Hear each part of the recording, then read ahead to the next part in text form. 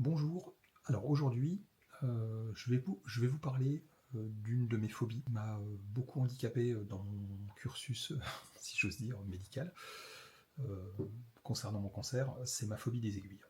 Alors je ne connais pas le mot savant qui désigne cette phobie, toujours est-il que la peur des aiguilles de manière générale, ben, c'est quelque chose qui est beaucoup plus courant qu'on ne le pense. Mon meilleur ami qui est pourtant un grand gaillard costaud, a une phobie absolue des aiguilles, tout comme moi.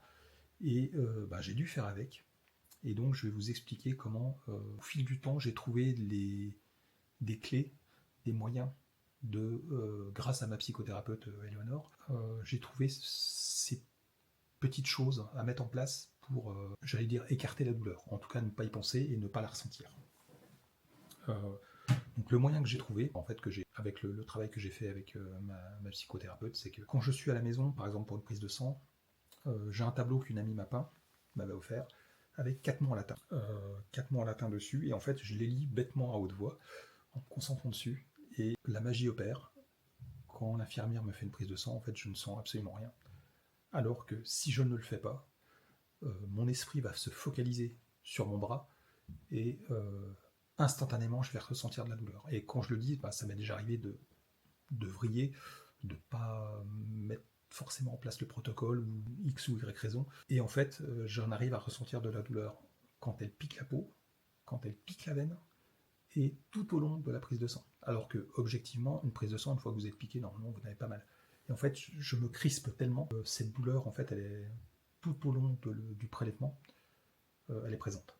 Donc ça veut bien dire une chose, c'est que c'est quelque chose qui est en très grande partie psychologique. Euh, je ferai une autre vidéo sur la gestion de la douleur que j'avais mis en place quand j'ai été opéré, parce que ça rejoint un peu ça. Bon, c'était un peu différent, parce que là, on m'a ouvert le ventre sur plus de 20 cm, et c'était pas le même degré de douleur.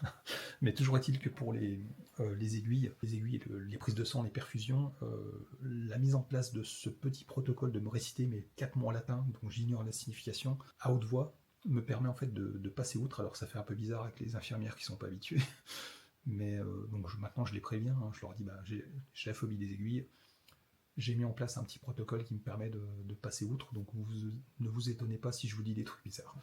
Alors, rien de graveleux, hein, bien évidemment. Donc, cette petite astuce, je pense que n'importe qui peut la mettre en place. Et enfin, moi en tout cas, ça m'aide. Je vais pas dire au quotidien, j'ai pas des prises de sang ou des piqûres tous les jours, mais ça m'aide énormément à gérer la douleur. Alors, j'ai tout essayé, hein, les patchs antidouleurs, les patchs, vous savez, les patchs bébés, bah, qu'on met notamment sur la chambre implantable, ça j'en reparlerai dans une autre vidéo, ça permet de ne pas ressentir la douleur sur la piqûre. Par contre, alors, sur une prise de sang, j'ai pas essayé. Par contre, sur beaucoup de piqûres, ça sert souvent à rien, puisqu'en fait, c'est pas tant l'aiguille. Quand on vous injecte par exemple de l'atropine, donc suite à la chimio, euh, ou alors bah, suite à l'opération, j'avais eu des injections dans les cuisses d'anticoagulants pour les phlébites, donc ça j'en avais tous les jours. Euh, c'est le produit qui fait mal et non pas la piqûre en tant que telle. C'est lorsque le produit passe. C'est un peu comme on vous fait une anesthésie locale. C'est pas tant la piqûre que le produit. Le produit est très douloureux quand il passe. Et malheureusement, les patchs antidouleurs, ils endorment la surface, mais ils n'endorment pas en profondeur. Donc ça ne marche que partiellement contre la douleur.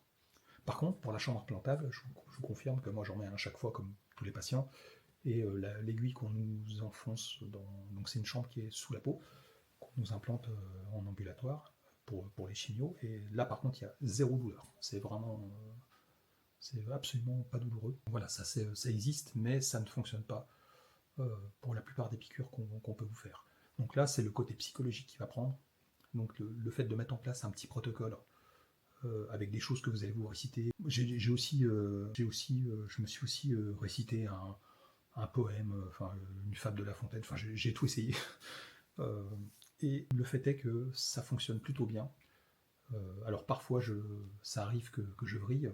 Pas plus tard que ce matin, je suis allé passer une IRM à Reims, et donc pour passer des IRM, vous savez, ils vous mettent une perfusion qui est un produit, un marqueur. Sur la pose de la perfusion, j'ai parfaitement géré grâce à mon petit protocole. Par contre, durant l'IRM, donc c'est un examen qui dure assez longtemps, ça dure 15-20 minutes. Donc vous êtes dans un tube avec une machine qui fait beaucoup de bruit, on vous met un casque avec de la musique, mais donc à un moment donné, on vous injecte le produit. Et en fait, j'attendais qu'on me dise qu'on allait m'injecter le produit. En fait, je me suis focalisé sur ma perfusion. Et à un moment donné, en fait, j'ai ressenti de la douleur dans mon bras que je n'aurais pas dû ressentir, puisque une perfusion, ça bouge pas. Ça ne bouge pas, donc j'aurais absolument pas dû ressentir cette douleur. Et à un moment donné, je me suis focalisé dessus parce que j'attendais qu'il me passe le produit. Et ça m'a fait mal, j'en ai même grimacé à un moment donné. Et j'ai réussi à reprendre le dessus.